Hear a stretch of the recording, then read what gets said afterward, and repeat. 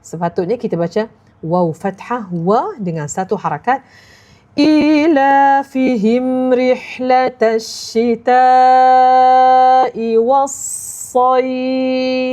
Memberi hak pada huruf sad yang mana huruf sad tersebut ada tanda syaddah. Ya, itu ya Puan Lia. Yang seterusnya untuk huruf dal dan juga huruf lam.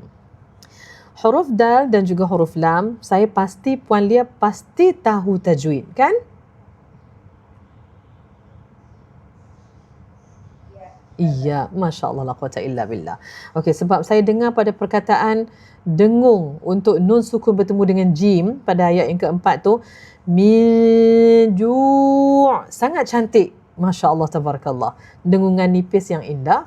Tapi bila menyebut huruf dal dan juga huruf lam tadi, hadzal bait dengan falyabudu, harfu dal itu dan juga huruf lam itu sepatutnya dibaca nipis. Tak boleh dibaca dengan keadaan yang tebal seperti falyabudu rabb hadzal bait.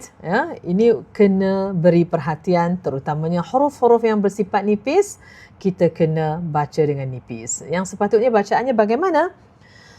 فَلْيَعْبُدُوا رَبَّ هَذَا الْبَيْتِ. Yang begitu keadaannya. Ya, semoga Allah ampunkan saya, semoga ianya benar disampaikan. Dan yang terakhir sekali tentang huruf zal, ya, huruf zal juga patutnya dibaca nipis. Alladhi, zi, jangan dibaca alladhi, zi, itu bunyi agak tebal. Yang lainnya semuanya Masya Allah, la quwata illa billah. Tahniah Puan Lia. Masya Allah.